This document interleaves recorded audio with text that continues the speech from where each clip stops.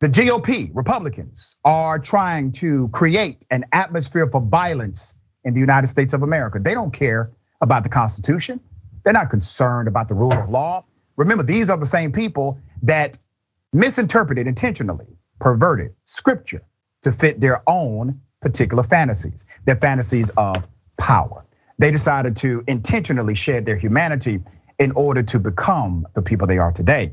So remember the remark from Senator Lindsey Graham. Here it is.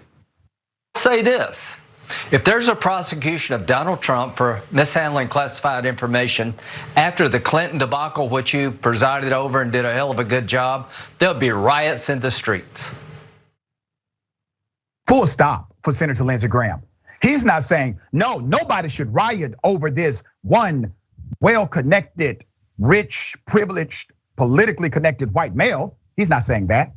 He's saying, if you indict Donald Trump for mishandling classified information, there will be rioting on the street. Wait a minute. Donald Trump is the person who said that when he becomes president, when he was candidate Trump, that he was going to lock up Hillary Clinton for mishandling classified information via email. It was Lindsey Graham who said the protest over the murder of George Floyd should lead the police to arrest members of Black Lives Matter, even if they are not committing criminal offenses. It was Lindsey Graham who also said that Donald Trump was a race-baiting, xenophobic bigot until he completely lost all backbone support.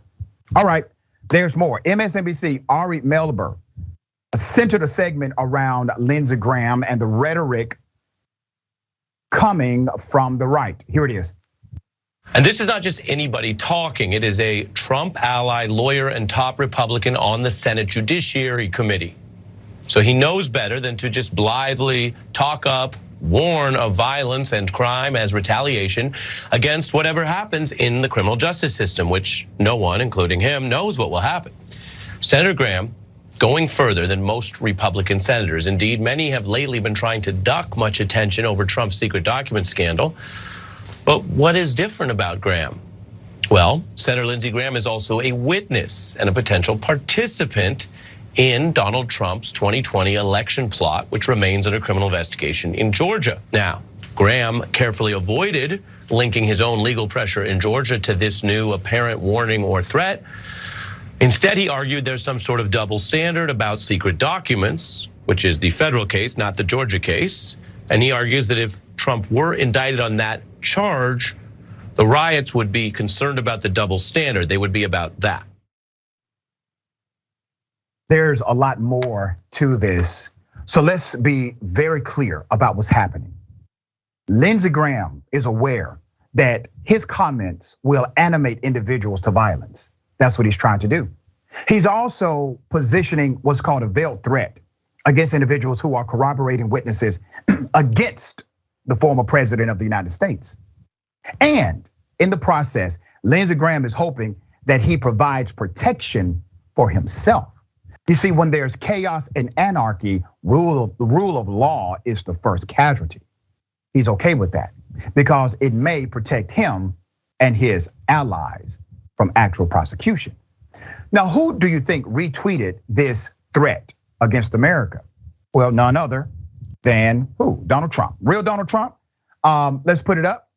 There it is. That's Truth Social. That's his failing social media company. He decided to promote the violent propaganda that Lindsey Graham already spewed. There's more. Additionally, Melber aired this snippet from Trump attorney on Newsmax. Here it is. What people are saying is that it had to do with Jan 6, it had to do with a lot of things. At the end of the day, I think that would cause so much mayhem. That would be a monstrous mistake. I also just don't understand. He was cooperating. They had been on premises prior. He had had a subpoena that they coordinated effort with his team to come in. They told us to lock it up. They locked it up. So why? Why did you need, after 2 months, to have this insane raid? Very simply put, Donald Trump refused to hand over the classified documents based on the subpoenas of the past and the mandates from the National Archives. That's on him. He's an adult male. He's a grown man. He has access to legal counsel. He has money to pay them, and he's well connected politically and also very popular inside of his own base. He can defend himself. But instead of talking about the guilt or innocence of Donald Trump, they try to make it about everything but, because they know good and damn well that he did in fact steal and hide classified information, a clear violation of the Espionage Act. Lindsey Graham is not arguing the innocence of Donald Trump. What he's trying to do is deflect from the reality of what Trump did. There's more. Melber questioned why Trump allies sound like this, and then Melber pointed to a report stating that Trump sent a message to the Department of Justice indicating he wanted to, and I quote, turn down the heat. The host stated the implication was that Trump could just as easily turn up the heat at his whim. Melber goes on to point out that perhaps the GOP think they can scare prosecutors. Let's go to another video, here it is. They also apparently, some of them think they might scare prosecutors out of doing what they would otherwise do, out of this potentially likely indictment. Context right now is the serious violence in our country, the ongoing surge in threats and attacks against the FBI, including those fomented by Trump allies, including calls for a quote civil war and quote armed rebellion. Take it together and you have actual violence and planned attacks cheered on by Trump after this violent insurrection with a demand that he is above the law or there will be mayhem, riots. People will pay.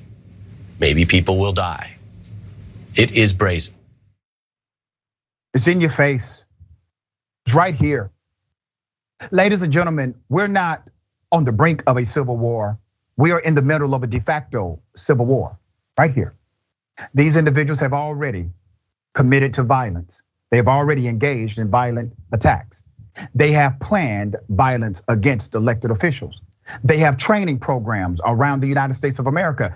One was so extreme that the local sheriff's office provided the briefing and told them what kind of weapons to bring to the Capitol on January 6th. Finally, Melber concluded in his segment both bad news and historical news. Let's go to the video. Now, the bad news tonight, this is not a drill. You see the way they're talking, you see how obviously hypocritical it is, how it goes to larger problems in their ability to function within a rule of law society with equality between all people and all races. This may get louder and more serious and more dangerous before we're through with it. I told you that's the bad news. The historical news, though, is that prosecutors have faced all of this before. It's what they do for a living. When people openly court violence to try to corrupt their investigations, well, this ain't their first time. But it certainly does not shock or scare them. They are trained to keep doing their job against exactly this kind of crap. At this point, ladies and gentlemen, you will not clear the swamp, so to speak, without charging every single one of them under the RICO Act because of their loose affiliations with each other and their ability to maneuver legally in ways that others may not be as sophisticated to do. They know the game here. Now remember, Georgia still has a criminal investigation against Donald Trump, as well as Lindsey Graham, and maybe even Rudy Giuliani and more. Fulton County DA Fani Willis, the woman leading that investigation because of election tampering. Fani Willis gave an update to the special grand jury investigation into Trump's efforts to overturn the 2020 election loss, saying during a press conference on an unrelated case that she expected her probe to conclude by January. Now, let me remind you of the power of this special grand jury. The state of Georgia allows for a special grand jury to convene for up to 12 months. That is a rarity. It also provides the special grand jury with this awesome power to investigate whatever they choose to. They do not have to remain on the target suspect. Whatever, let's say, rabbit hole they choose to go down, they can. They have that level of investigative prowess. In addition to that, there's a limitation to their power. The state of Georgia does not allow a special purpose grand jury to indict because of the massive power they have to investigate.